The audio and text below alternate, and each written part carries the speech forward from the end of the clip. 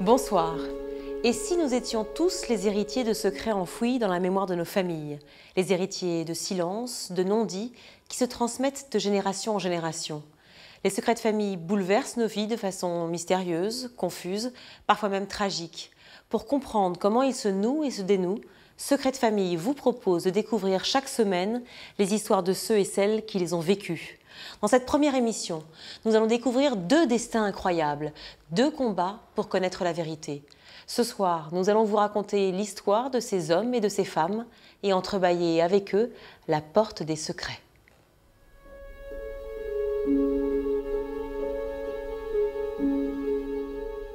Pendant 40 ans, Rosen est passée pour folle aux yeux de tous. Pourtant, il n'en est rien. Rosen n'est pas folle, elle est la victime d'un terrible secret de famille.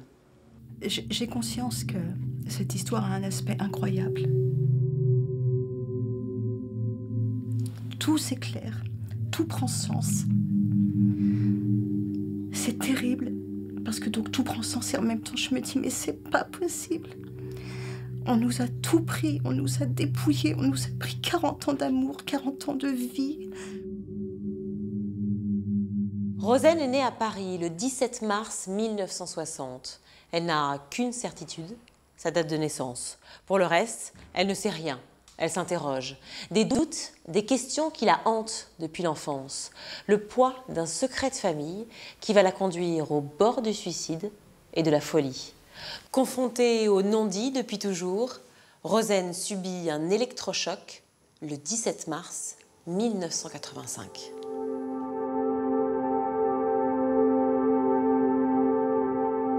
À 25 ans, le jour de mon anniversaire, j'ai fait une crise d'angoisse, une attaque de panique comme celle que je faisais quand j'étais enfant. Et j'ai été tellement mal que j'ai cru que j'allais, pour échapper à la souffrance psychique, sauter par la fenêtre. Le médecin est arrivé et il m'a trouvée dans un état vraiment de très grande souffrance, de grande agitation. Et il m'a demandé ce qu'évoquait pour moi l'anniversaire et la naissance. Et je n'ai pas su lui répondre.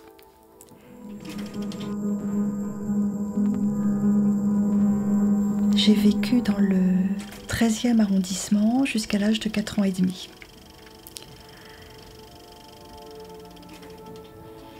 Avec ceux que j'appelle aujourd'hui le père, la mère, parce que je ne peux plus les appeler papa, maman. Ce père et cette mère, comme elle les appelle, vont élever Rosen. Lui est ébéniste, elle est secrétaire au palais de justice de Paris. Ils sont accaparés par leur travail et très vite, ils décident de confier Rosen à une nourrice. Elle s'appelle Antonia. Antonia s'est occupée de moi jusqu'à mes 4 ans. C'était une jeune fille qui était très douce, qui m'aimait beaucoup. Ça m'a quand même beaucoup aidée à compenser sur toutes les difficultés relationnelles avec la mère et sa brutalité. C'était une enfant facile. Elle avait plutôt intérêt, parce que la mère n'était pas toujours très tendre avec elle. Elle l'attrapait, elle la flanquait dans son lit, de la porte au lit. Et j'ai eu plus d'une fois peur, parce que la fenêtre étant à côté, je me suis dit, si elle loupe son coup, la gosse, elle passe par la fenêtre. Plus Rosen grandit, plus les brimades, les vexations et les humiliations se multiplient. Rosen souffre en silence. Les punitions, ça pouvait être enfermé au pain sec et à l'eau pendant un week-end. C'était pas seulement les coups. Je le lui ai dit un jour, et ils m'ont répondu tous les deux, puisque tu n'aimes pas ton papa, tu t'en vas. J'avais 3 ans, et ils m'ont mise sur le palier, avec une petite valise de poupées qu'ils ont vidée. Ils m'ont dit, tu t'en vas.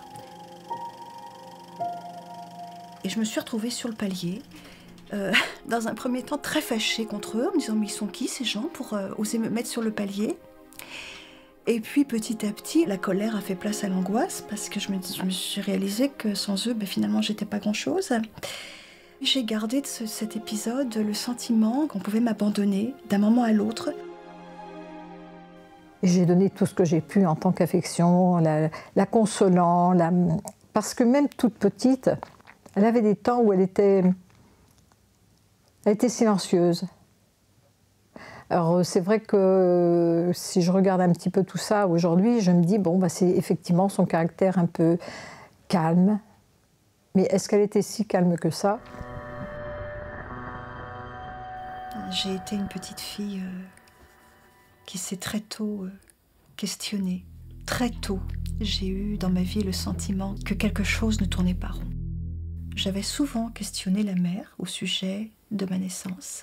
Tous les enfants sont friands de savoir ce qui s'est passé à leur origine, voilà, et qui posent ces questions à leurs parents. Et puis comment c'était quand vous m'attendiez, comment c'était quand j'étais dans ton ventre. Et j'avais des doutes le concernant lui, puisque je suis née à une période où il était censé être en Algérie. Et ces questions appelaient une telle... c'est même pas une réticence, c'est presque un rejet, que j'en avais fini par me dire, bon, je suis née en 60, elle s'est mariée en 62, ça veut dire qu'elle a été pendant 2 ans mère célibataire, elle en a honte, je suis un sujet de honte, c'est pour ça qu'elle ne veut pas en parler. Le doute s'est nourri, il s'est construit tout au long de mon enfance, mon adolescence, ma vie de jeune femme. Pendant son enfance, Rosen s'interroge sur ses origines. Pourtant, sa mère lui répond invariablement qu'il n'y a aucun doute. Rosen est bien sa fille, une version à laquelle elle ne croit pas. Privée d'amour, Rosen va alors se perdre.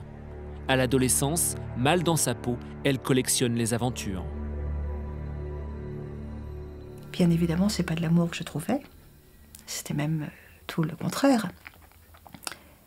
Parce que ce sont des prédateurs que je rencontrais. Et dans ces rencontres, finalement, je me suis abîmée. Quand j'ai eu 15 ans, j'ai rencontré le papa de mon fils. Annoncer ma grossesse a été un exercice très périlleux, parce que j'avais très peur de la brutalité du père. J'avais été suffisamment cognée pour savoir que les coups, ça fait très mal, autant que les paroles. Mais là, physiquement, je me sentais quand même en charge d'âme. Et donc, j'avais très peur, pour moi, autant que pour mon bébé. Donc, un soir, je me suis enfermée dans les toilettes. Et c'est enfermée dans les toilettes que j'ai crié à travers la porte que j'attendais un bébé. Aussi curieux que ça puisse paraître, j'étais heureuse d'être enceinte. Je voulais mon enfant. J'ai dû résister à de nombreuses pressions pour ne pas avorter, pour ne pas l'abandonner. Un soir, la mère a proposé de lui donner mon enfant. Je n'ai pas compris sur le moment, je n'ai pas compris de quoi elle me parlait. Et donc là, elle me met les points sur les i, elle me dit, écoute, oui, c'est simple, tu pars en province quelque temps, et quand tu reviens, eh bien, tu seras sa grande sœur. Sa mère va aller jusqu'à lui demander de lui donner son enfant. Qu'est-ce qui peut se passer dans la tête d'une maman pour proposer une telle chose à sa fille? Alors vous voyez, Rosen pressent qu'on lui cache quelque chose. Elle ne sait pas encore quoi, mais elle le pressent. Et au moment où elle a son bébé, sa mère, sans lui poser de questions, sans discuter avec elle, lui propose tout d'un coup un mensonge, une complicité de secret. Et alors, c'est très intéressant parce que très souvent, justement, on s'aperçoit que quand il y a un secret dans une famille, le procédé utilisé par les gens qui ont fabriqué ce secret, c'est de fabriquer de nouveaux secrets en rendant complice leur première victime. Ce qui fait qu'après, la victime se trouve tellement ficelée dans un secret qu'elle n'a plus aucun moyen de dénouer le premier. Et donc, j'irais même jusqu'à dire que quand quelqu'un vous propose un tel secret, il faut tout de suite avoir le réflexe de se dire, mais quand même, il doit y en avoir un autre là derrière. Qu'est-ce qu'il y a derrière, oui.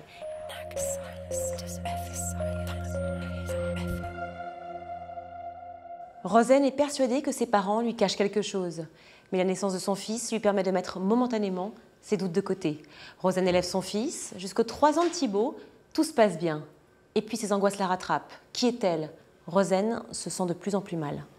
Vers 18 ans, 19 ans, j'ai commencé à perdre le contact avec mon enfant.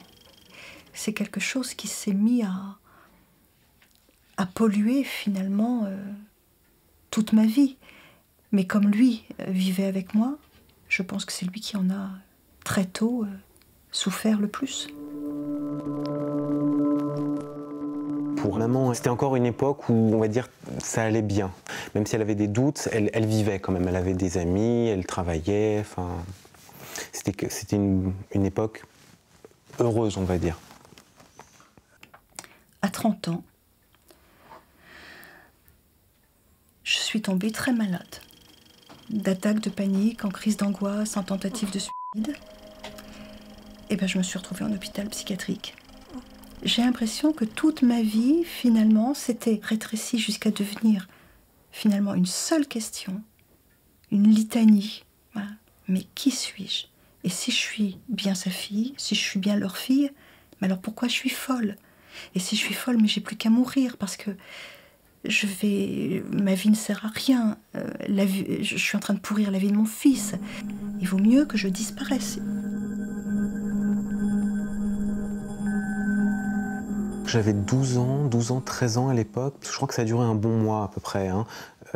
Voire 2 mois. J'ai été chez ma grand-mère en fait.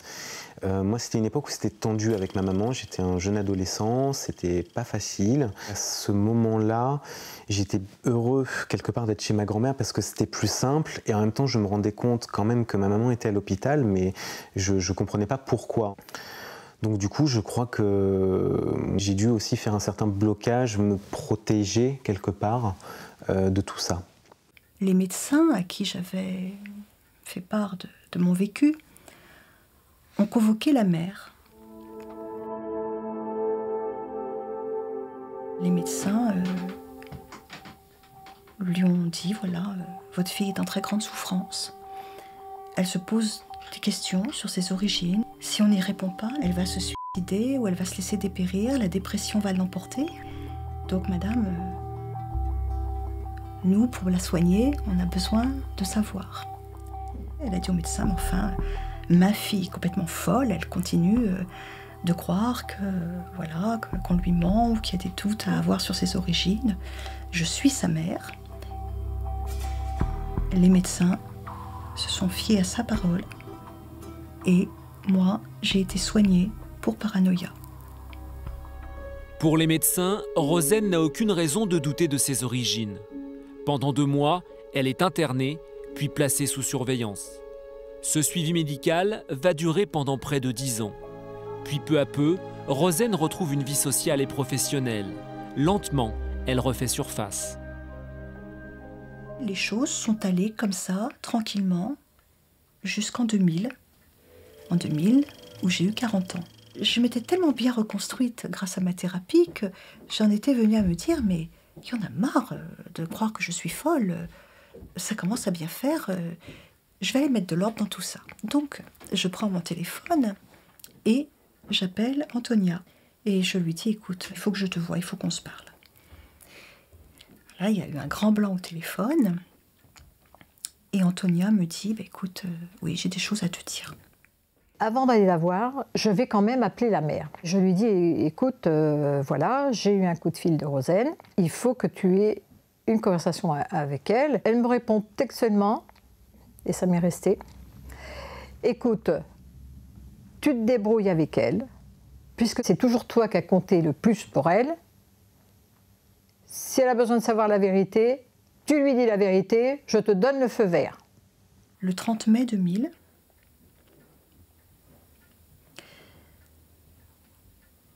elle est venue. Je sonne à l'interphone, angoissée, mal dans ma peau, mais comme jamais j'ai été de ma vie, ça c'est sûr. Et je m'accrochais à ce feu vert. Elle s'installe, bon, je propose des jus de fruits parce que je sentais que les gorges étaient sèches. Moi-même, j'étais pas très bien. Et elle me dit, qu'est-ce que tu veux savoir? Je pense que tu veux une certaine vérité. Et la vérité, ben, je vais te la donner. Le père n'est pas ton père. Et là, elle me dit, mais effectivement, tu n'es pas sa fille à lui. Alors sur le coup, je me suis dit, bon, c'est pas très grave, si c'est que ça, c'est pas très grave. Finalement, c'était beaucoup de bruit pour rien. C'est pas une catastrophe. Mais au même moment, elle ajoute, Elle non plus n'est pas ta mère. Et là, si vous voulez, je me suis précipitée à ses genoux. Je lui ai demandé pardon. Elle est restée stoïque. je lui dis, mais tu n'as pas à t'en vouloir. Je lui dis, maintenant, il faut tout me dire. Et à partir de cette phrase-là, j'ai pu lui dévoiler ce que je connaissais. Tu es arrivé un beau jour au patronage, dans les bras de la mère, tu avais une dizaine de jours. Elle voulait donner un sens à sa vie. Et la religieuse nous a présenté comme le bébé que la mère avait adopté. La mère a raconté que j'étais un enfant né sous X, abandonné par sa maman. Elle m'a dit autre chose, mais je ne l'ai pas entendu. Ta maman est revenue lorsque tu avais à peu près 5 ans. Je lui explique que le père et la mère disaient qu'il y avait eu un procès. Et ça, je ne l'ai pas entendu parce que j'ai été pulvérisée par ces mots. Tu as été abandonnée, ta maman t'a abandonnée. Ça, c'est quelque chose que je ne pouvais pas entendre. Il fallait que je prévienne mon fils. Et là, je me suis dit, mais comment je vais annoncer ça à mon enfant? Voilà, ta mère, finalement, elle ne sait pas qui elle est et d'où elle vient. Ma maman m'a appelé pour me dire qu'elle avait quelque chose d'important à me dire. Ce jour-là, je dois dire que je m'attendais à quelque chose de gros, mais d'aussi énorme. C'était quand même assez surréaliste et en même temps, c'était quand même un grand soulagement de savoir qu'on n'était pas issus de cette famille. Et puis enfin, ma maman était... ses doutes étaient fondés. Ma maman n'était pas folle. Donc le monde, il ne s'est pas effondré, simplement il a été éclairé. À partir de cette date-là, moi c'est comme si j'étais sur les rails de ma vraie vie. La main de mon enfant à ce moment-là, je l'ai récupérée. Et depuis, nous n'avons pas cessé de marcher ensemble. Je suis redevenue sa maman. Le mérite de la révélation, moi, ça a été de pouvoir me dire, je n'étais pas folle. On me faisait passer pour folle. J'ai été soignée pour paranoïa, mais je n'étais pas paranoïaque du tout. J'avais raison d'avoir des doutes. Parce qu'on l'accusait de folle, mais en fait, elle n'était pas folle du tout, quoi. Hein, c'était quand même... C'était sa chair qui souffrait, quoi, en fait. C'était pas du tout elle qui était atteinte d'une... D'ailleurs, intelligente comme elle est, elle était loin de la folie. Enfin, Rosen entend la vérité sur son histoire. Est-ce qu'on peut parler réellement de révélation, puisqu'elle a des mots très forts, elle dit « je le savais ». Rosen est dans une situation très particulière, c'est-à-dire qu'on lui cache non seulement quelque chose d'important, mais en plus on lui cache qu'on lui cache quelque chose. Dire sa mère lui dit on ne te cache rien. Et on s'aperçoit que c'est ça la situation la plus difficile. Rosen est traitée pour paranoïa pendant près de 10 ans. A priori, ça aurait pu suffire pour la rendre folle. Rosen était victime d'une vraie violence de la part de sa mère. Elle avait raison de se sentir persécutée. Mais les médecins ne pouvaient pas le savoir. Ne pouvaient pas le détecter, oui. Voilà. Donc elle est soignée pour paranoïa, mais en même temps, elle a pas seulement des médicaments, elle a une thérapie. Et pour moi, il se passe quelque chose de très important. C'est que dans la paranoïa, on a un adversaire, toujours le même. Mais après la fin de son traitement, Rosen va changer d'interlocuteur. Elle ne va plus poser toujours sa question à sa mère, ce qui fait dire au médecin qu'elle a un lien paranoïaque à sa mère, mais elle va poser la question à sa nounou. Et extraordinaire, la nounou va répondre. La mère a une attitude qui peut paraître étrange. Elle ne veut pas dire elle-même, mais elle dit à la nounou, tu peux tout raconter. Alors on se dit, mais pourquoi elle ne le dit pas elle-même? Ça, c'est très intéressant. C'est que souvent, on s'aperçoit que dans les secrets de famille, le secret est gardé parce que la personne qui le garde ne peut pas en parler. Et elle ne s'oppose pas forcément à ce que quelqu'un d'autre en parle. Ce qui va sauver Rosen, c'est quand elle va accepter de décoller ce lien morbide qu'elle avait avec sa mère, de toujours revenir vers elle, maman, dis-moi la vérité, dis-moi la vérité, quand elle va décoller ce lien et s'adresser à une autre personne, ce qu'on appelle un tiers, hein, on quitte la relation à deux, on s'adresse à une troisième personne, la nounou, et là, elle va découvrir ce qui a présidé à sa naissance.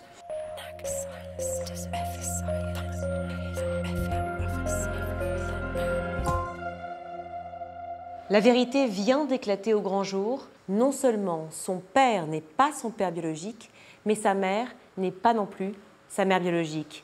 Une révélation qui ne permet pas à Rosen d'entendre une information cruciale. Je me souviens de la phrase d'Antonia, ta maman est revenue. Alors d'où, je ne savais pas. Ta maman est revenue et elle a fait un procès pour te reprendre.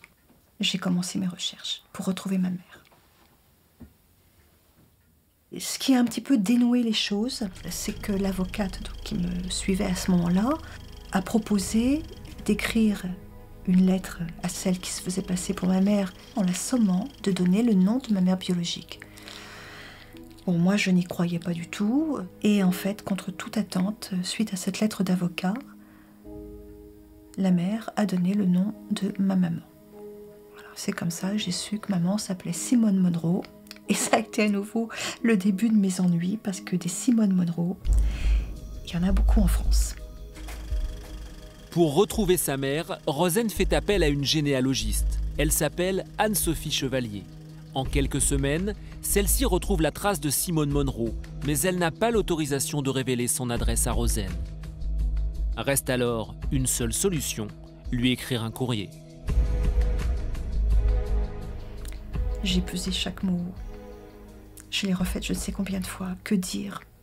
Que ne pas dire à cette femme pour ne pas l'effrayer, pour ne pas la détourner de moi, pour ne pas la culpabiliser, pour ne pas attenter à l'équilibre qu'elle avait pu retrouver. Ben, je ne savais rien d'elle. Je l'ai remise à Madame Chevalier, qui m'a dit, ben voilà, maintenant, on essaye d'attendre sereinement.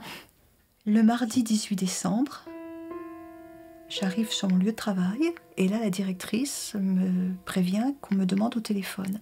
Et là, j'entends la voix de Madame Chevalier qui me dit, bon voilà, je viens d'avoir votre maman au téléphone, tout va très bien et elle vous appelle ce soir. Alors que j'ai raccroché, j'avais vraiment beaucoup de mal à contenir les battements de mon cœur. J'aurais dû rentrer en courant à la maison, j'aurais dû tout planter. Et finalement, il n'y a plus que ma mère qui comptait. Et au lieu de ça, je me suis vraiment très consciencieusement acquittée de ma journée de travail. J'ai juste demandé à quitter mon poste 10 minutes plus tôt. Et quand je suis rentrée à la maison, j'ai trouvé sur mon répondeur 3 messages. Donc, je compose le numéro et là, j'entends une voix râpeuse, essoufflée, enfin, la voix de quelqu'un de malade. Et c'est pas du tout la voix que j'avais imaginée de ma maman, parce que pendant tous les mois où je l'ai cherchée, j'ai eu le temps d'imaginer beaucoup de choses. Hein. Et donc là, je me suis sentie très démunie. Je lui ai dit, ben voilà madame, je suis votre fille. Et je pense qu'on était aussi intimidées et maladroites l'une que l'autre, mais tellement heureuse, tellement heureuse. Et là, je me mets à pleurer. Ma mère me dit, écoute, non, tu pleures pas, parce que si toi tu pleures maintenant, moi je m'effondre. Et je lui dis, écoutez, est-ce que vous... Tu me dis tu, je t'ai dit de me dire tu. Est-ce que tu veux bien m'expliquer pourquoi tu as été m'amener à m'abandonner, qu'est-ce qui s'est passé, voilà, Et là, ma mère s'est mise à crier, elle me dit, je ne t'ai jamais abandonnée. Je suis tombée dans un guet-apens, tu as été volée. Et à partir de là, elle m'a raconté toute l'histoire.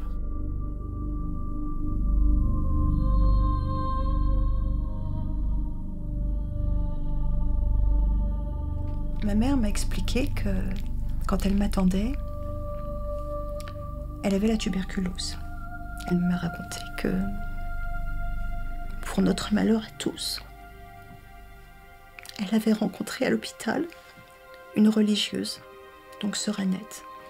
Et la sœur lui dit, mais non, il ne faut pas vous séparer de votre bébé, il ne faut pas l'envoyer en pouponnière, d'abord vous auriez beaucoup de mal à le récupérer. Moi je vais me charger de la situation, partez vous soigner, moi je m'occupe de tout, je vais trouver à ce bébé une bonne marraine qui prendra soin de lui pendant le temps où vous serez en sanatorium. Voilà. Et comme ça, quand vous revenez, vous récupérez votre bébé. Voilà. Ce que ma mère n'a pas su, c'est que la religieuse, avec des complicités de l'hôpital, a organisé une fraude pour pouvoir me voler à ma mère, en espérant que ma mère ne reviendrait pas vivante de sanatorium et que donc le bébé serait volé sans que personne ne soit inquiété. Il faut dire que tout a été organisé avant ma naissance. La fraude a été organisée avant ma naissance. J'ai été un bébé repéré dans l'œuf. Sœur Annette a fait rencontrer à ma mère celle qui allait devenir ma marraine et qui ensuite est devenue la femme qui s'est fait passer pour ma mère.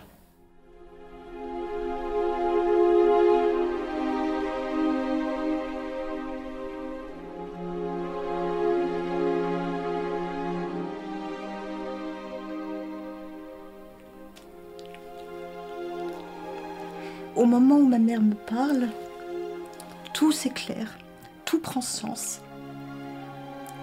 Je l'écoute parler, elle a hâte de parler, elle a envie de parler, on sent qu'elle a contenu ça longtemps. C'est terrible, parce que donc tout prend sens et en même temps je me dis mais c'est pas possible. On nous a tout pris, on nous a dépouillés, on nous a pris 40 ans d'amour, 40 ans de vie. Moi on m'a traité comme un objet, on m'a volé. Mais c'est pas possible, c'est pas possible.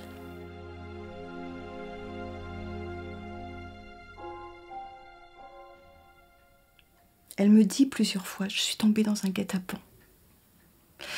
Alors, moi à un moment, je lui dis, bon mais quand tu es revenue de sanatorium, tu n'as pas voulu me reprendre. Et c'est là où elle me dit, mais si.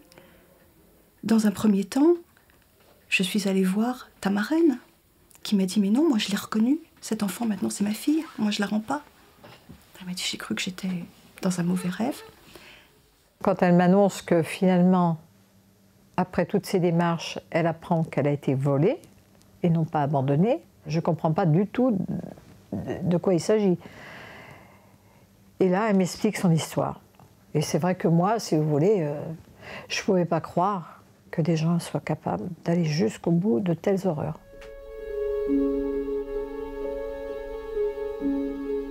Odile Roy, merci d'être venue témoigner ce soir. Vous êtes amie de Rosen et juriste, spécialiste du droit de la famille et de la filiation. Je voudrais revenir juste sur un point juridique que j'ignorais. Rosen est donc née d'un amour adultérin. Qu'est-ce que cela signifie en 1960 ? Alors on se situe avant la réforme de 72. Et à cette époque, il était interdit de reconnaître un enfant adultérin. Une reconnaissance, si elle avait été faite, aurait été annulée. Mais il est très important de souligner que la maman de Rosen avait fait exactement ce qu'il fallait pour que la filiation soit établie avec son enfant. À savoir ? Elle était en instance de divorce avec son mari. Ils étaient séparés déjà depuis longtemps. Elle était enceinte, ce que son mari n'ignorait pas, et d'un autre, évidemment. Et lorsqu'elle était à l'hôpital, elle a indiqué son nom. Il n'a jamais été question pour elle d'abandonner son enfant. Elle a indiqué son nom et le nom de son époux. Ce qui était essentiel pour que l'enfant soit déclaré en tant qu'enfant né de ce mariage. De cette façon-là, l'enfant aurait été dans un premier temps considéré comme légitime et le désaveu du mari aurait bien entendu détruit la filiation paternelle, mais la filiation maternelle serait restée établie. Alors Rosen parle de fraude. En quoi cette fraude aurait-elle précisément consisté ? Sur le registre de l'accouchement, des accouchements de cet hôpital parisien, la maman de Rosen apparaît avec son identité, Madame Monroe, épouse un tel, ayant donné naissance à tel enfant, tel bébé, né à telle heure, tel poids, etc. Et sur le registre des naissances, ça, il y a un autre registre, le même jour, mais c'est normal que l'hôpital remplisse les deux registres. Normalement, le registre des naissances est la reproduction fidèle de ce qu'il y a sur le registre des accouchements. Sur le registre des naissances, cet enfant apparaît né sous X. Donc, lorsque la mère est partie en sanatorium, je parle de la vraie maman de Rosen, Pour elle, la filiation était établie. Elle avait donné tous les éléments. Aucun doute. Elle confiait ce bébé à une marraine. Il était donc assez logique que la marraine sorte de l'hôpital avec l'enfant sous le bras. Ça, en soi, c'est pas choquant puisqu'elle le lui confiait. Mais elle pensait qu'en revenant du sanatorium, elle n'aurait aucun mal à récupérer cet enfant. Odile Leroy, le vol d'enfants est encore possible aujourd'hui? Le vol d'enfants est encore possible. On en a eu des exemples dans l'actualité au XXIe siècle et même en région parisienne. Ça peut paraître tout à fait étonnant, mais bien sûr, c'est encore possible. Alors, la technique de l'accouchement Swix, puisqu'il fait disparaître finalement la mère biologique qui est censée n'avoir jamais accouché, est une procédure qui est justifiée, encensée par certains, mais qui effectivement peut faciliter ces fraudes. Oui, c'est rapt. Oui. Rosaine n'a toujours pas vu sa mère, mais elle connaît maintenant sa véritable histoire. Lui ressemble-t-elle? Quel est son parfum? Rosaine va enfin savoir. Elle va vivre l'un des moments les plus forts de sa vie. Mais comment rattraper 40 ans d'absence? Je lui ai parlé au téléphone le 18 décembre, c'est le 4 janvier que nous nous sommes rencontrés pour la première fois. Toutes mes frustrations d'enfant, le manque de câlins, le manque de bisous, ça ne demandait qu'à sortir. Ce qui fait qu'il y a eu un moment où j'ai cru que ma mère, j'allais la prendre dans mes bras, J'ai vraiment une sensation, là je crois que ma mère, j'aurais voulu la sniffer, ma mère, voilà, la prendre comme ça, sniffer ma mère.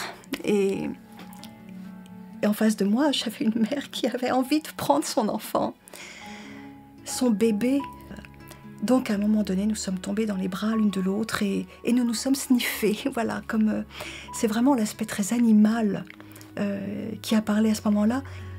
Je me suis rendu compte, ne serait-ce que par ma ressemblance physique avec maman, que enfin je pouvais charnellement me raccrocher à quelque chose. C'était assez fort de pouvoir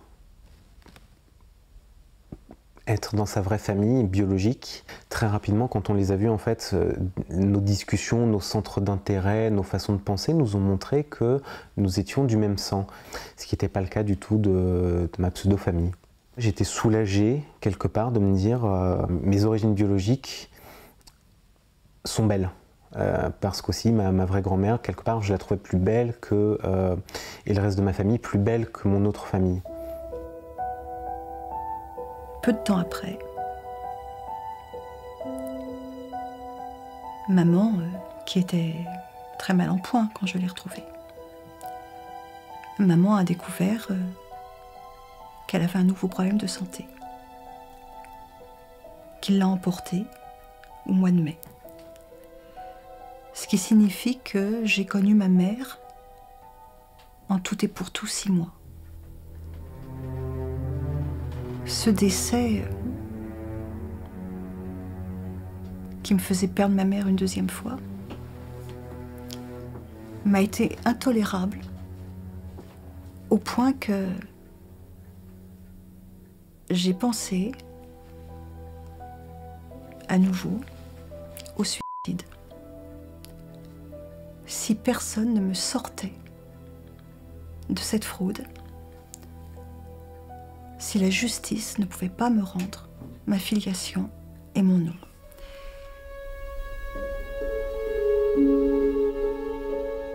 La mort de Simone Monroe, sa mère, réveille en Rosaine un besoin vital de justice.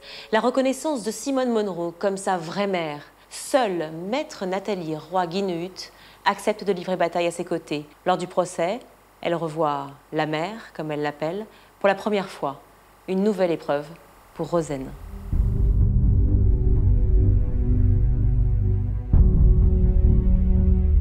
Dans le cadre de la confrontation, donc la fausse mère était présente, assistée de son avocat. J'assistais Rosaine. Ce qui a été le plus marquant, c'était véritablement le manque d'humanité de cette femme qui savait très bien que Rosaine n'était pas sa fille. La mère était placée derrière moi, sur la gauche, et je sentais la haine dans mon dos. Et c'était tellement insupportable que j'ai dû sortir.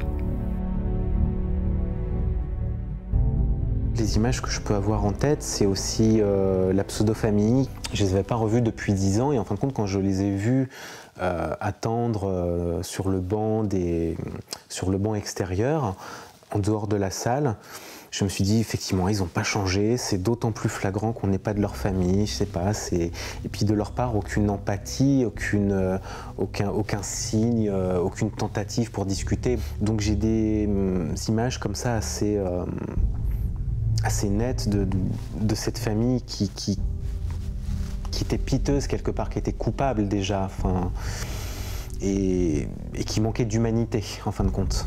À un moment donné, mon fils a entrebâillé la porte et il m'a dit « Viens vite, Maître Roi Guinehute veut que tu sois là. » Je me suis dit « Tiens, il se passe quelque chose d'important. » Donc je rentre à nouveau dans cette grande salle.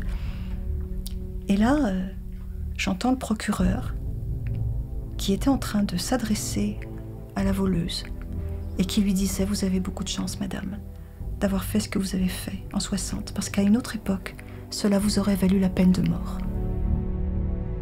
Ce procès, je l'ai gagné par une condamnation de la mère voleuse à 2 ans de prison avec sursis. C'était quand même un moment fort parce que moi qui l'ai entendu de vive voix, j'ai entendu le procureur dans la salle, et bien c'est pareil, ça répare rien parce que les faits ils ont eu lieu, mais ça rétablit beaucoup de choses, ça remet en perspective beaucoup de choses. Et là, je me suis dit, c'est presque gagné. Je pense que dans quelques temps, je serai une petite Monroe.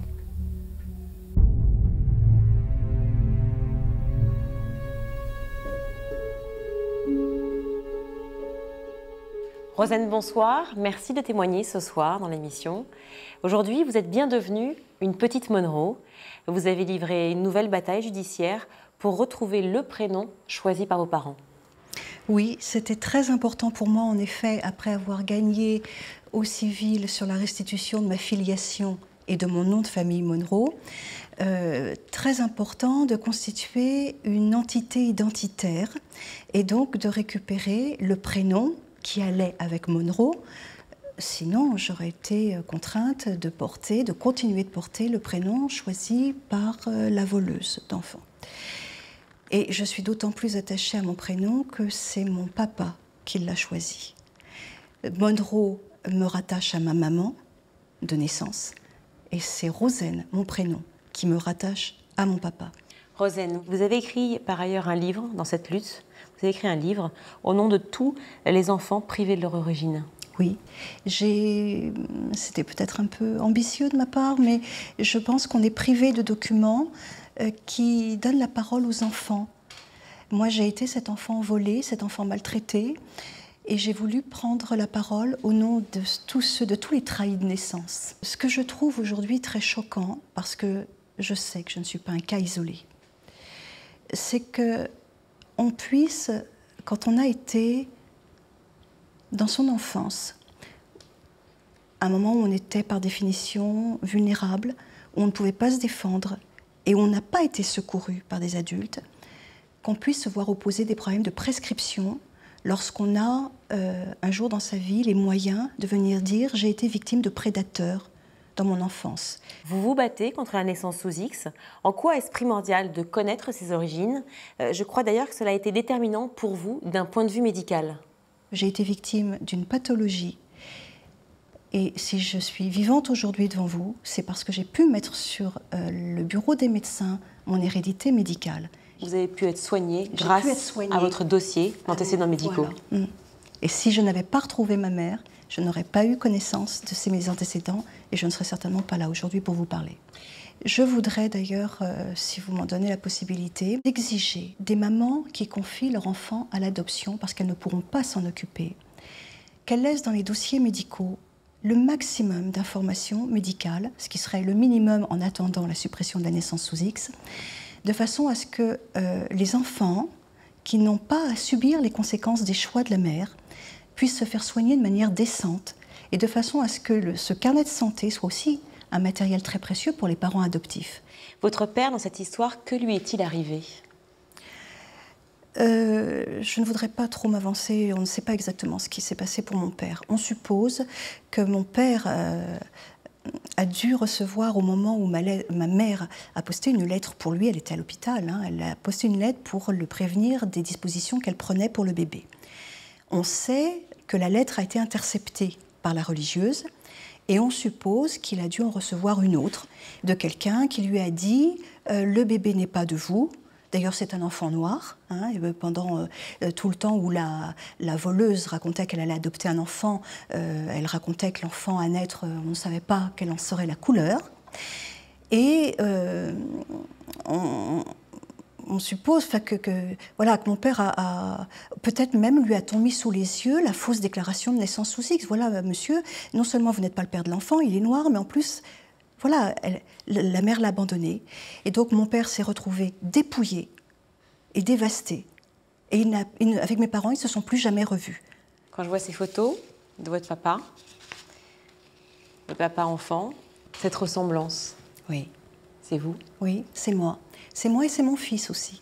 C'est 3 générations de petits Monroe Noël, puisque lui s'appelait Roger Noël. Moi, quand je vois cette photo, je suis à la fois très heureuse et dévastée moi aussi parce que mon père est mort sans savoir la vérité. Il est mort persuadé que la femme qu'il avait aimée, qui portait son enfant, l'avait trahi.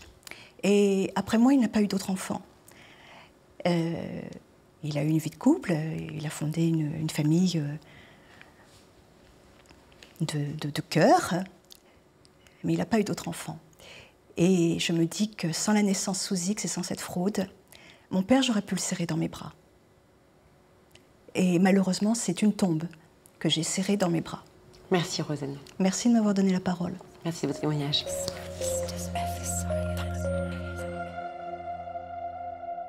Rosaine a réussi à démêler les mensonges qui l'ont poursuivie toute sa vie. Elle est parvenue à reconstituer le puzzle de son histoire. Enfin presque. Pour que Rosaine puisse enfin regarder sereinement vers l'avenir, une pièce manquait encore. La reconnaissance du rôle de notre société dans son histoire tragique. Rosaine a intenté un procès en 2008 contre l'hôpital qui l'a vu naître. Après 3 ans de combat, aujourd'hui, on peut vous dire que la responsabilité de l'hôpital dans la fraude a été reconnue par la justice. C'est donc une énième victoire pour Rosaine.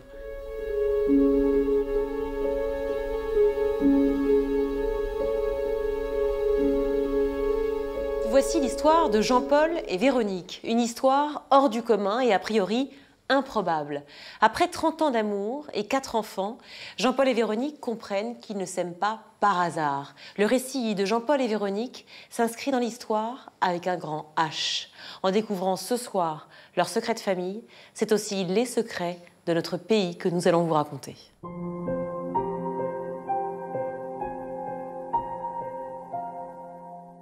Je lui ai demandé, je lui ai dit, mais est-ce que le 22 novembre 1943, ça vous rappelle quelque chose?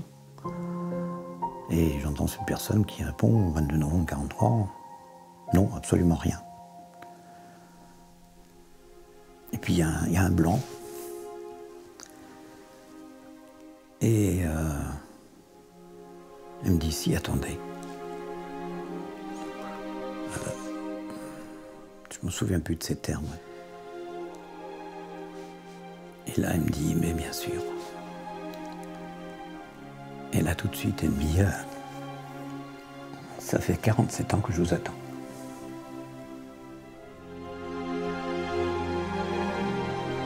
Voilà.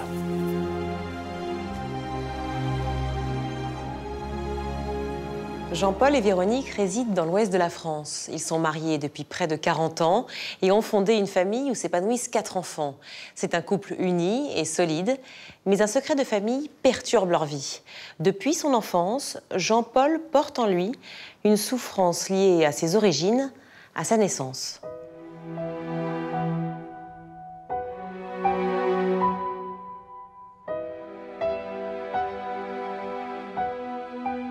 Je suis né à Savenay en 1943, 22 novembre 1943, à quelques kilomètres de la base sous-marine de Saint-Nazaire, qui était quand même bombardée régulièrement par les Anglais et les Américains.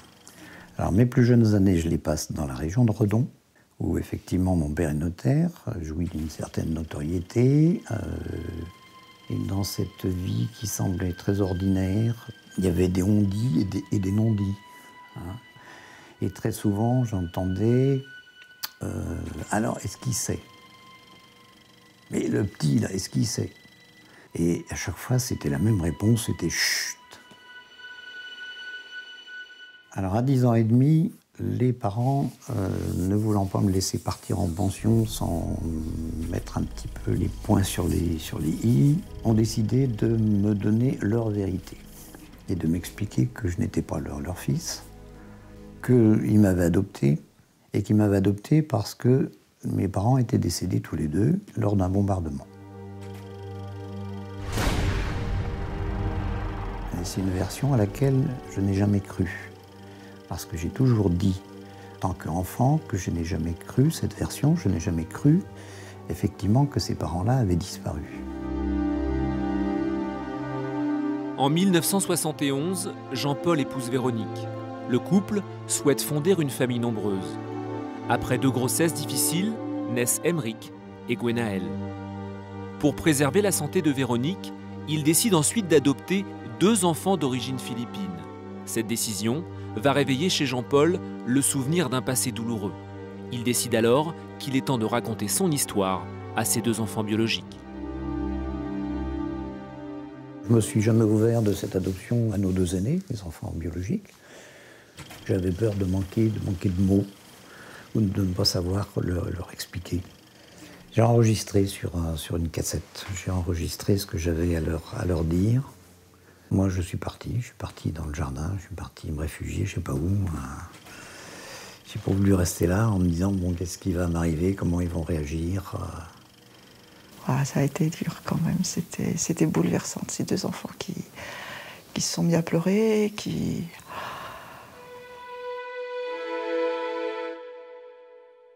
Quand on a écouté ça, c'était un petit peu un monde qui s'écroulait, hein, parce que c'était plus notre grand-père, notre grand-mère, c'était plus les vrais, et on a eu l'impression, moi l'impression d'un grand vide, il me manquait quelque chose, quoi.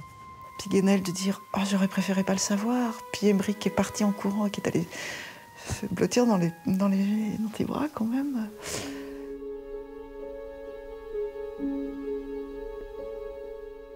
À 43 ans, Jean-Paul entame des recherches avec pour seule piste son acte de naissance qu'il a toujours gardé précieusement, son sésame pour la vérité.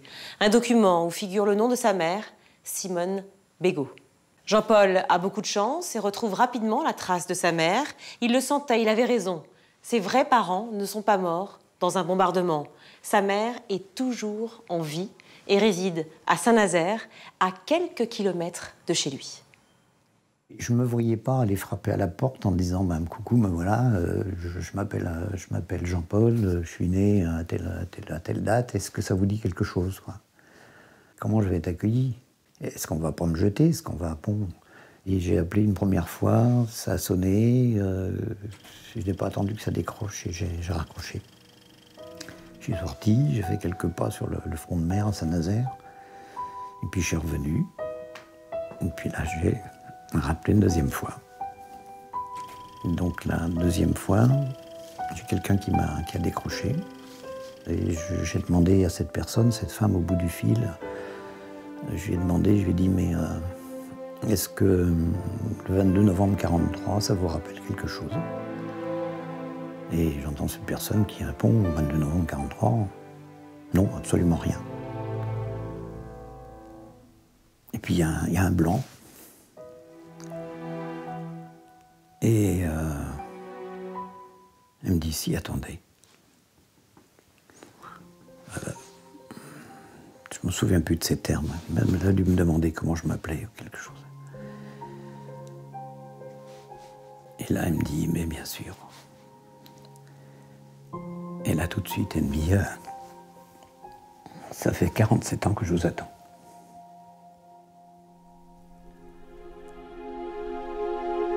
Voilà.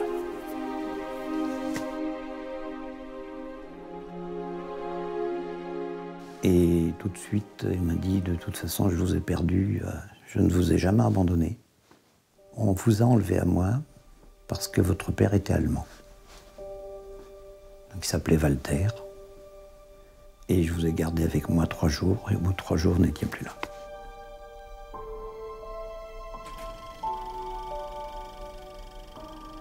Le fait qu'il soit allemand, moi, j'ai pas du tout pensé à une période troublée, l'occupant, etc. Il était allemand, ben, je suis très content qu'il soit allemand.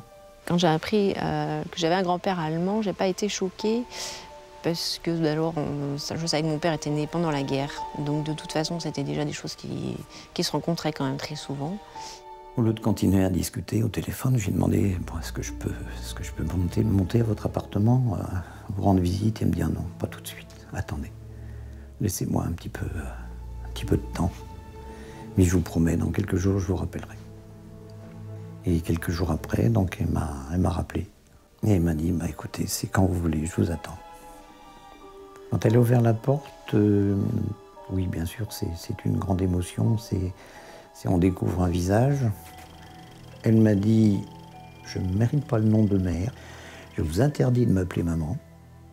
Vous m'appellerez comme les enfants, vous m'appellerez mamie. Lors de cette rencontre, Simone lui raconte tout. Comment marié et mère d'une petite fille, Jean-Paul lui a été arraché un soir par sa propre mère, alors qu'il n'avait que 3 jours. Lui, l'enfant de Bosch, le fruit d'un amour interdit avec un jeune soldat allemand dont elle était tombée follement amoureuse en l'absence de son mari. Au moment de ma naissance, son mari, dont elle avait déjà une fille, Marie-Madeleine, son mari était prisonnier de guerre. Il était en Allemagne.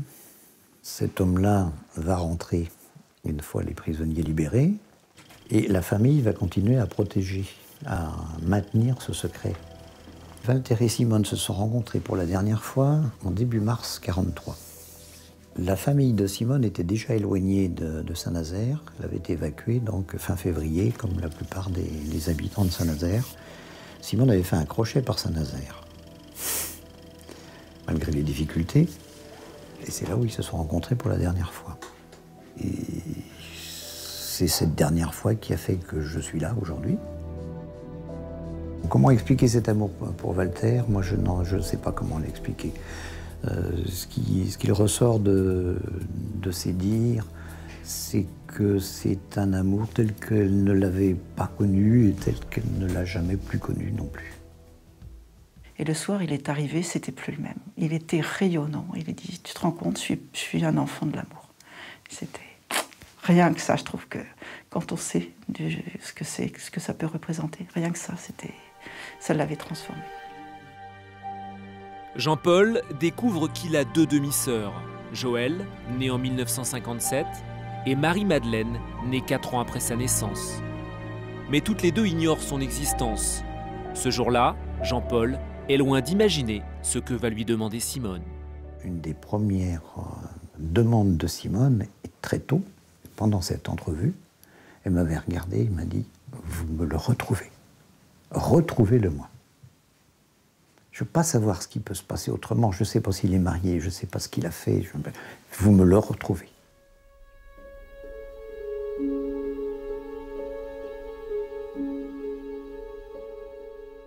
Vous me le retrouvez. Ce sont les mots qu'a dit la mère de Jean-Paul. Et on comprend bien à ces mots qu'il y a une véritable histoire d'amour entre la mère de Jean-Paul et ce soldat allemand. Est-ce que c'était chose courante à l'époque, pendant la guerre? Alors des histoires, il y a toutes sortes d'histoires. Tous ces enfants ont envie de penser évidemment qu'ils sont le fruit d'une histoire d'amour, comme tout le monde et comme nous tous. Il y a des véritables histoires d'amour qui arrivent de manière assez extraordinaire à traverser les événements, parfois à durer plusieurs mois, plusieurs années. Et puis à côté de ça, il y a des enfants nés effectivement de violences, de viols commis par l'armée allemande, et plutôt vers la fin de la guerre, au moment de la retraite allemande. Il y a eu beaucoup d'enfants en France nés de ces liaisons entre Françaises et Allemands. Alors, on ne peut pas avoir de chiffres précis parce qu'ils ne sont pas recensés à ce moment-là, et donc vous imaginez bien que 60 ans après, c'est très difficile de les compter. Mais quand les autorités allemandes se préoccupent du phénomène, il y a plusieurs estimations qui tournent autour de 40, 50, 70 000 enfants, mais en 1942-43. Donc on peut envisager que le nombre atteint probablement 100 000 naissances au cours de toute la période, c'est-à-dire 9 mois après le début de l'invasion, jusqu'à 1949, puisqu'il ne faut pas oublier que des prisonniers de guerre allemands en France sont présents jusqu'en 48-49 et que les enfants naissent aussi d'union de ces prisonniers avec des femmes françaises. Ça a dû être difficile aussi pour tous ces jeunes hommes de rentrer ensuite dans leur pays en abandonnant un enfant derrière eux. Alors, c'est toute la question que posent ces enfants. C'est-à-dire, est-ce que ce sont les enfants d'une sorte de parenthèse qui est la guerre, et qu'une fois que la guerre est terminée, une fois qu'on est démobilisé, une fois qu'on rentre chez soi, la parenthèse se ferme, et tout ce qui est dans la parenthèse se ferme. C'est-à-dire aussi bien le pire qu'on a pu vivre comme soldat ou comme civil, et puis parfois le meilleur des histoires d'amour. Mais je crois que cette tendance à fermer la parenthèse est très forte et explique pourquoi autant d'enfants, finalement, sont restés sans aucune nouvelle de leur père après-guerre.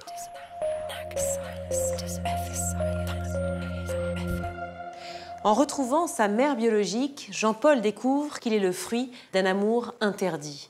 Son père, Walter, était soldat allemand à Saint-Nazaire pendant la Seconde Guerre mondiale. Simone, qui vient de retrouver son fils, veut maintenant retrouver vite, très vite, cet homme, ce soldat allemand. Jean-Paul, lui aussi, n'a qu'une seule obsession, retrouver son père biologique. Les 3 éléments connus de Walter, donc c'était son prénom, bien sûr, et sans le nom, ça c'était un manque important, qui faisait partie de la Kriegsmarine, de la Flakmarine, qu'il était tailleur. Et par la suite, donc, on apprend qu'il était une des victimes d'un bombardement à Saint-Nazaire et qu'il a perdu l'œil gauche. Il parlait toujours de ce père. Il idolâtrait ce père sans l'avoir connu, sans savoir qui il était, ce qu'il avait fait. Mais c'était toujours mon père. Qui était mon père? Qu'est-ce qu'il a fait? Est-ce qu'il est encore en vie? Vraiment, c'était étonnant, vraiment étonnant. Jean-Paul multiplie les recherches. Il envoie des courriers par dizaines, en France et en Allemagne, avec cette question lancinante. Walter est-il toujours en vie? Après plusieurs mois d'enquête sans résultat, Jean-Paul se désespère, mais il ne baisse pas les bras. Il doit retrouver Walter. Et puis une nuit, il fait un rêve étrange. Je l'ai espéré longtemps, souvent, j'en ai rêvé souvent, surtout donc à partir de 1990. Et le jour où j'ai appris par courrier qu'il était décédé, j'avais rêvé la nuit même qu'il arrivait à la porte de notre maison. Et le lendemain matin, j'ai pris le courrier. Et là, on m'annonçait qu'il était décédé en 1978. Ça a été terrible. C'était presque un anéantissement. C'était tout qui s'écroulait. Ça, pour pleurer, j'ai pleuré ce jour-là. C'est les 2 aînés qui sont venus me chercher dans la chambre, là.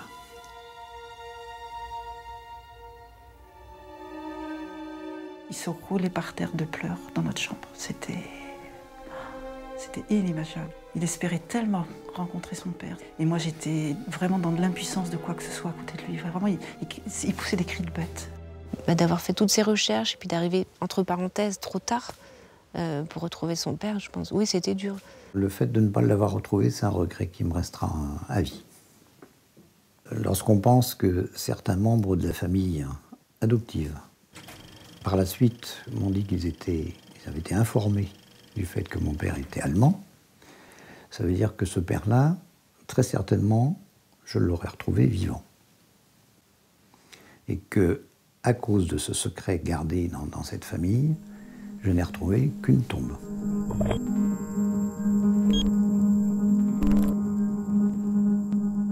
Donc j'ai retransmis l'information à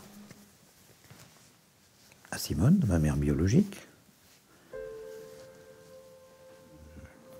Ça l'a bouleversée, quoi. Je crois que ça lui a fait le même effet que moi quelques jours auparavant. Jean-Paul ne connaîtra donc jamais son père.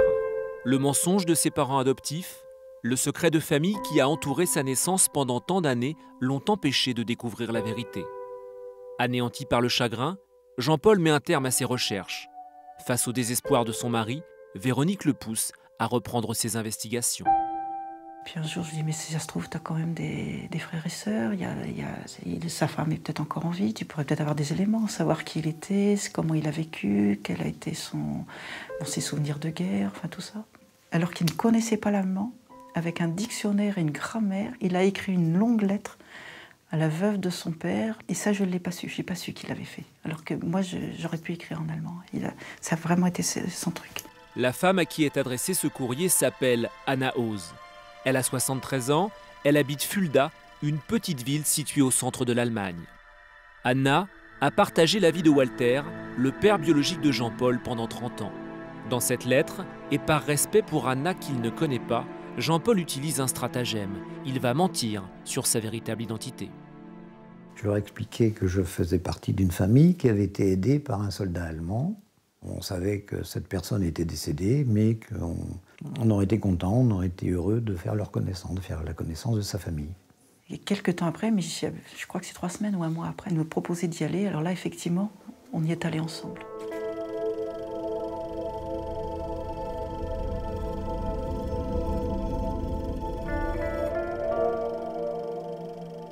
Donc le 2 mai 1993, nous arrivons devant le 24 de la rue du Docteur Dietz, où nous trouvons d'abord une petite grand-mère. Et c'est là où on s'est aperçu qu'on était tombé directement sur Anna Ose, hein, la veuve de Walter. On commence, on s'assoit, commence à discuter. Et tout d'un coup, Bénédicte, donc notre interprète, me regarde et me dit « Madame Ose vient de te demander si tu étais le fils de son mari défunt. » Eh bien, je n'ai pas pu lui répondre autre chose que oui. Ouais.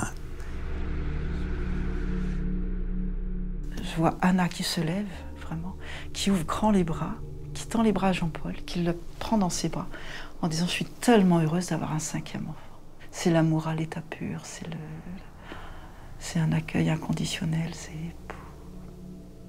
Anna avait dit à ses enfants quelques jours avant, voilà ce que m'a dit Walter, votre père, avant que nous soyons mariés. Il avait dit qu'il avait peut-être eu un enfant en France.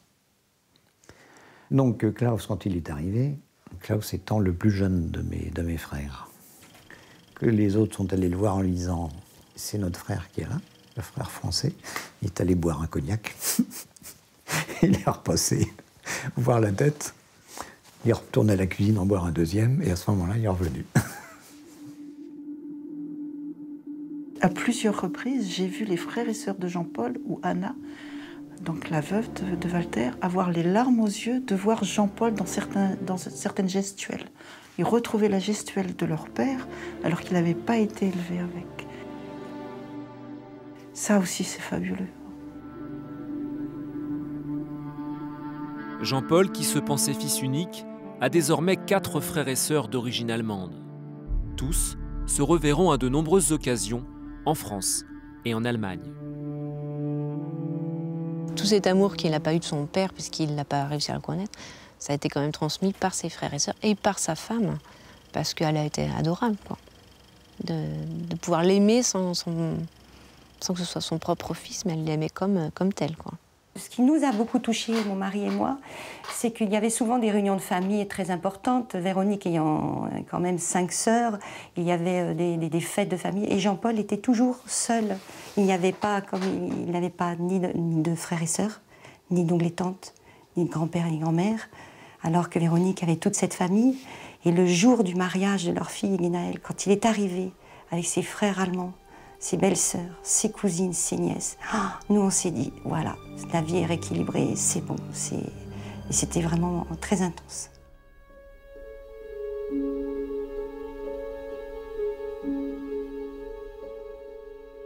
Les retrouvailles entre Jean-Paul et sa famille allemande sont exceptionnelles, magiques. Mais l'histoire ne s'arrête pas là. Ces retrouvailles vont provoquer une onde de choc totalement inattendue.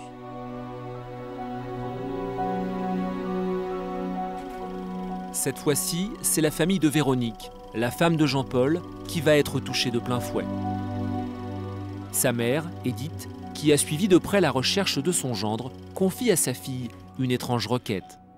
Retrouver un jeune militaire allemand prénommé Hans, un soldat qui vivait à ses côtés à la ferme de la Haute-Baume dans les Alpes. Quelque temps après, par une de mes sœurs, j'apprends que maman serait très intéressée par le fait que l'on retrouve Hans, donc le prisonnier allemand qui était dans les Hautes-Alpes entre octobre 46 et avril 48. les rares fois où on en parlait de la Haute-Baume à la maison étant enfant, mais vraiment, j'ai très très peu entendu parler. À chaque fois, j'entends maman me dire « Ah oui, Hans était là et qu'est-ce qu'il était gentil ». Mais sinon, maman ne m'a jamais rien dit, je ne connaissais pas, je n'avais pas de détails sur la vie là-bas. Vraiment, c'était tabou. Cette période-là était tabou. Et là, mon grand étonnement, quand même, elle me sort son carnet d'adresse de son sac à main. Et sur ce carnet d'adresse actuel, elle avait l'adresse de Hans, qui était donc libellé et certainement recopié de carnet d'adresse en carnet d'adresse depuis 48 ans déjà. Pourquoi Edith, la mère de Véronique, a-t-elle conservé cette adresse pendant près de 50 ans? Mais qui est donc Hans? Véronique est bouleversée à la fois par l'incroyable histoire de Jean-Paul, son mari, mais aussi par l'étrange demande de sa mère. Elle se lance alors dans une thérapie utilisant l'hypnose, un travail intense qui va la replonger dans ses souvenirs d'enfance. Alors je suis née en juin 1947, donc dans les Hautes-Alpes. Je suis née dans des conditions très difficiles. Ils se sont retrouvés à cultiver la terre, à s'occuper des animaux, sans aucune aide et surtout sans aucune compétence et dans une terre aride. Donc vraiment, très vite, ils ont eu faim, ils ont eu froid. La maison était très isolée. Il n'y avait pas l'eau, il fallait aller donc à la source. Il n'y avait pas l'électricité. Il y avait déjà 2 bébés quand ils sont arrivés là-bas. C'était des conditions de vie très précaires. C'était vraiment, enfin, de ce que j'ai pu ressentir, c'était l'enfer. Donc j'ai fait des séances de semi-hypnose. Donc la semi-hypnose, c'est qu'en fait, on voit les images. Donc on vit vraiment ce qui remonte à la mémoire. Et là, ça a été dramatique. Une des images les plus violentes et les plus fortes et qui m'a suivie pendant très très longtemps. Donc papa, il m'a tourné comme ça et il m'a jeté dans le lit. Et le bruit de ma tête tapant contre les barreaux, ça a été un bruit assourdissant que j'ai eu dans la tête pendant longtemps après. J'étais pire qu'une marionnette, quoi. J'étais rien, quoi. On ne fait pas ça à un animal, quoi.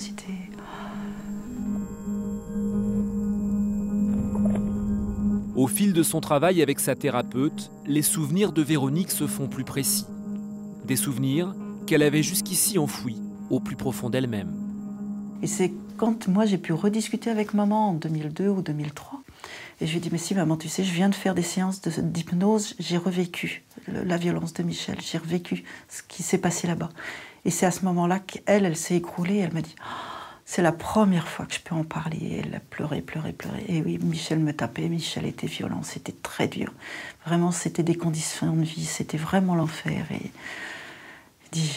quand on est rentré des Hautes-Alpes, je n'avais qu'une idée, c'était de me séparer de lui, mais c'était pas possible, quoi.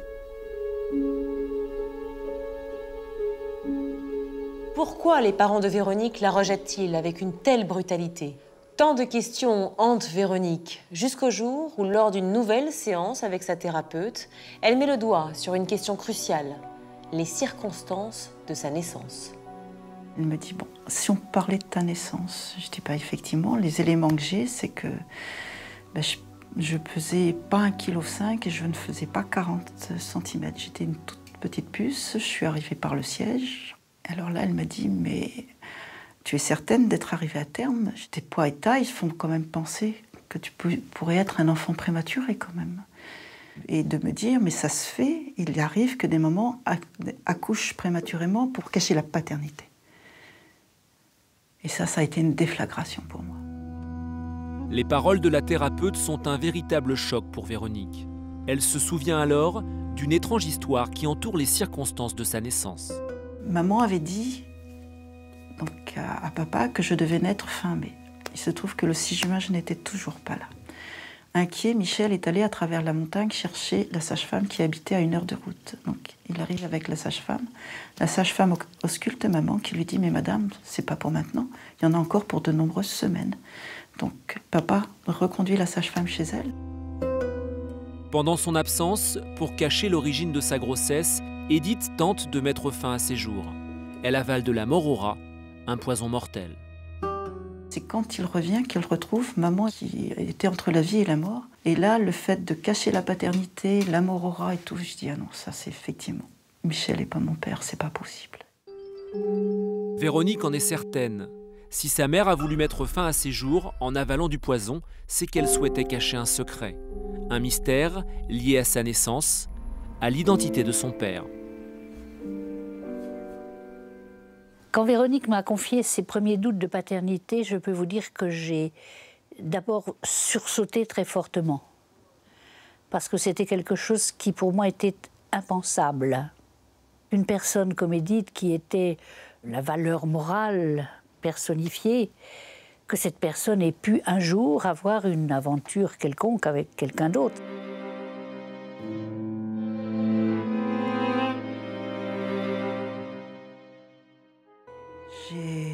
J'ai écrit à maman pour lui dire écoute, maman, voilà ce que je viens de te comprendre par le biais du travail thérapeutique. Pour moi, Michel n'est pas mon père et je pense que c'est Hans.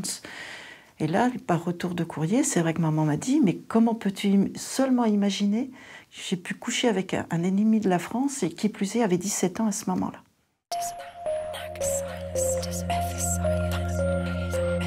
Edith nie violemment avoir eu une histoire d'amour avec Hans. Elle se braque et ne parle plus à sa fille pendant plusieurs mois. Mais Véronique le sent, elle le sait. Sa mère lui cache quelque chose. Elle doit retrouver Hans pour comprendre. Tout comme Jean-Paul, son enquête va porter ses fruits. Véronique obtient l'adresse de Hans en Allemagne et lui écrit une lettre. Déjà, j'ai été très émue de savoir qu'il a répondu très vite. Et je me suis dit, il a envie de me revoir. Il m'a répondu par retour de courrier en disant qu'effectivement, c'était bien lui qui était dans les Hautes-Alpes, m'expliquant comment il avait vécu un petit peu là-bas et surtout comment il vivait maintenant, qu'il était marié, qu'il avait 5 enfants. Et me proposant en disant que la maison était grande et qu'à l'occasion, c'est vrai qu'il aurait plaisir à ce qu'on se revoie. Il ne parle pas de paternité, il parlait de la relation avec les parents, il parlait de comment ça s'est passé. Mais quand il m'a donné les dates, à ce moment-là, moi, j'étais sûre. Hans est arrivé chez les parents, dans la ferme des parents, donc le début octobre 46, et il est reparti fin avril 48. Donc je dis bien sûr, effectivement, il fallait que je sois née avant telle date pour cacher la paternité. Si j'étais née un petit peu après, c'est vrai qu'on pouvait faire le lien avec l'arrivée de Hans. C'est lui qui s'occupait des moutons, donc de la bergerie. Et comme j'étais tellement petite et tellement frigorifiée, la sage-femme, quand elle est revenue une deuxième fois, m'a trouvée toute bleue et toute froide. Elle m'a enveloppée dans du coton, mis dans une boîte et installée dans la bergerie. Donc j'étais directement en contact de la chaleur des moutons, des agneaux, des brebis, mais en même temps directement en contact avec Hans qui s'en occupait, quoi. Et là, c'est lui qui m'a donné donc à boire en trempant un mouchoir dans du lait de chèvre qu'il avait fait réchauffer. C'est lui qui m'a donné la vie, mais c'est lui qui m'a ramené à la vie. S'il avait été démobilisé plus tôt, je n'aurais jamais survécu, ça c'est certain. Dans leur correspondance, Hans ne confirme pas sa paternité. Qu'importe, Véronique en est convaincue. Alors, elle va patienter. C'est en 1997, à la mort de Michel, l'homme qu'elle a toujours considéré comme son père, que Véronique se lance. Accompagnée de son mari Jean-Paul, elle se rend en Allemagne pour découvrir celui qu'elle pense être son père biologique. J'ai sonné chez cet homme, et quand je l'ai aperçu, il était en haut de l'escalier. Je dis, c'est vrai, j'avais oublié de le faire vieillir. Je pensais retrouver quelqu'un de beaucoup plus jeune et je me suis trouvée en face d'un grand-père à cheveux blancs et puis tout voûté. Il est descendu, puis on s'est pris dans les bras et ça a été vraiment très fort. J'ai senti mon corps revivre dans ses bras, ça a été fabuleux. J'imaginais pas qu'on puisse ressentir quelque chose d'aussi intense avec quelqu'un qui ne soit pas son mari, je vais dire, ou ses enfants. Mais c'était mon père. Quand j'en ai parlé à maman donc de nos rencontres avec Hans, elle voulait savoir qui était Hans, qu'est-ce qu'il venait, de quel milieu et tout ça. En fait, ils n'ont jamais échangé de qui ils étaient, de ce qu'ils avaient fait et tout. Ça me paraissait aberrant. Chaque fois qu'il y avait une lettre de Hans, il y avait un petit mot pour maman, et puis maman me disait bonjour Hans, jusqu'à lui écrire, quoi. Enfin, ça a été quand même surprenant. J'aimerais bien savoir ce qu'elle lui a écrit. Mais ça, je n'ai pas su. Ouais.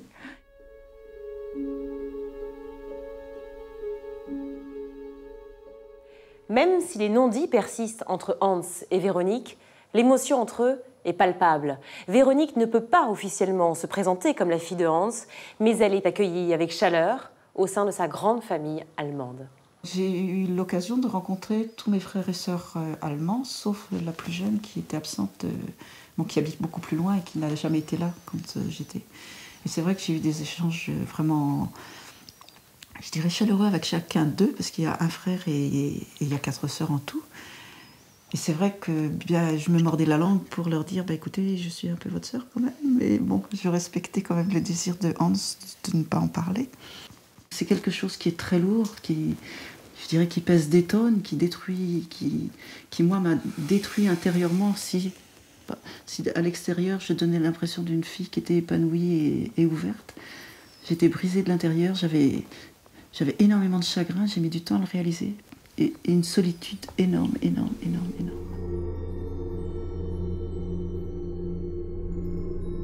Véronique doit donc garder le secret auprès de ses frères et sœurs. Mais elle n'est pas la seule.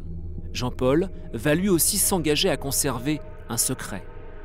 Sa mère, Simone, lui a fait promettre de ne jamais révéler son existence à ses 2 sœurs, Marie-Madeleine et Joëlle. Simone, ma mère biologique, m'avait fait promettre à Georgette et à moi-même de ne jamais rien dire à ses filles. Et on était tenus tous les deux par ce secret. Georgette était une amie d'enfance, son amie d'enfance, qui connaissait mon histoire depuis toujours.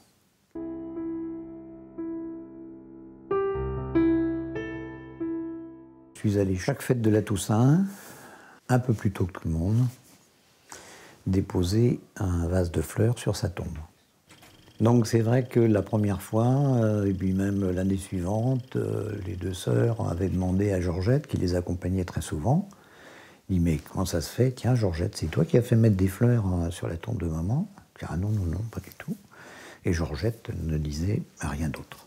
Joëlle est devenue extrêmement insistante, à tel point que la dernière année, donc en 2006, Georgette a fini par craquer. Parce que Georgette, depuis quelque temps, me disait toujours « Bon, écoutez Jean-Paul, c'est pas possible. Moi, je me fais vieille, je commence à être un petit peu malade.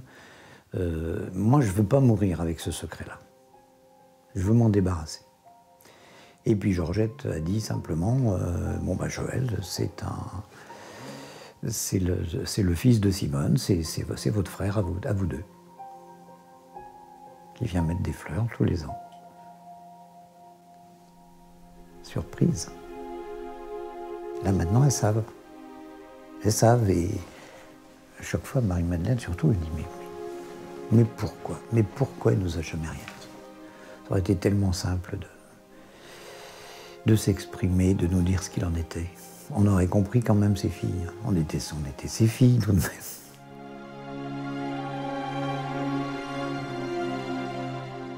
En hommage à cette maman qui venait de me quitter cette année-là, en 2001, au mois de novembre, un soir, tout seul dans ma chambre, j'avais écrit ce petit hommage.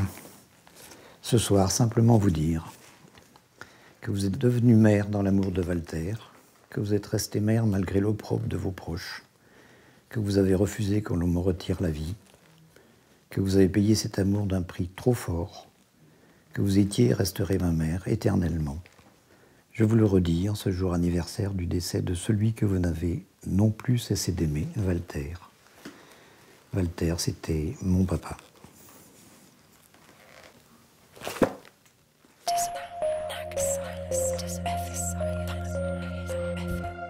Ce qui est sidérant dans votre histoire, à tous les 2, c'est que vous et Jean-Paul avez connu des débuts identiques, des débuts de vie identiques.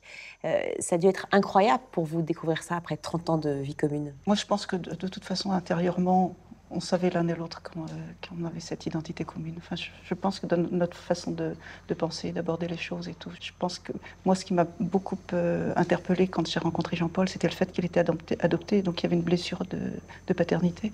Et je pense qu'elle faisait écho à ma propre histoire, mais d'une façon inconsciente.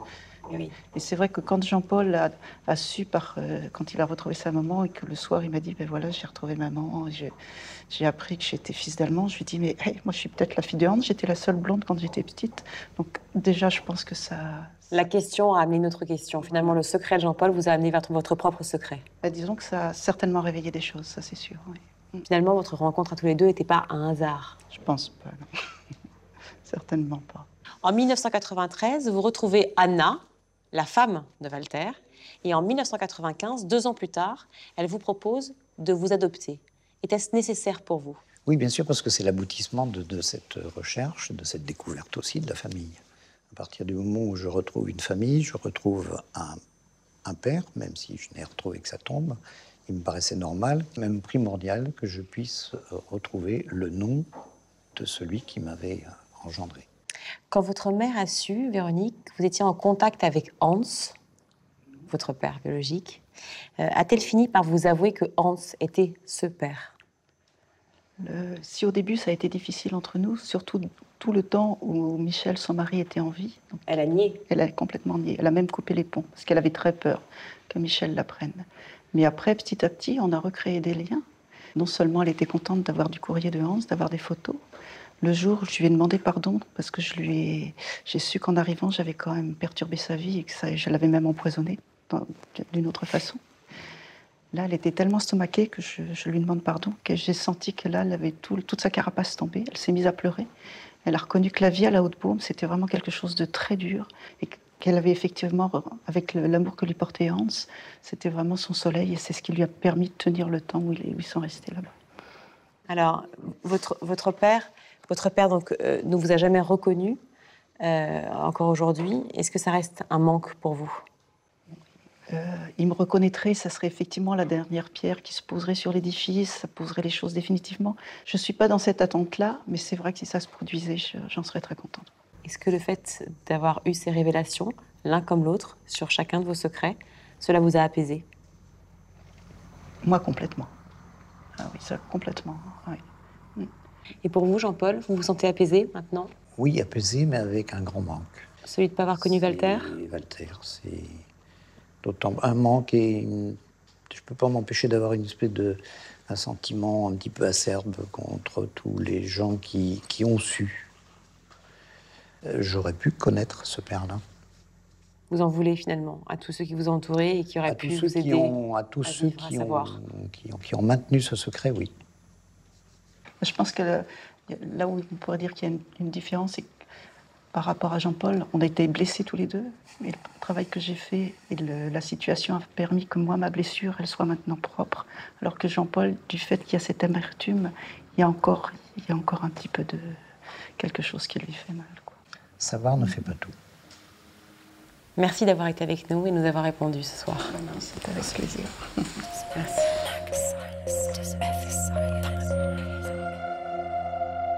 Merci à tous de nous avoir suivis. On se retrouve la semaine prochaine pour 2 nouvelles histoires exceptionnelles dans Secret de famille. Bonsoir.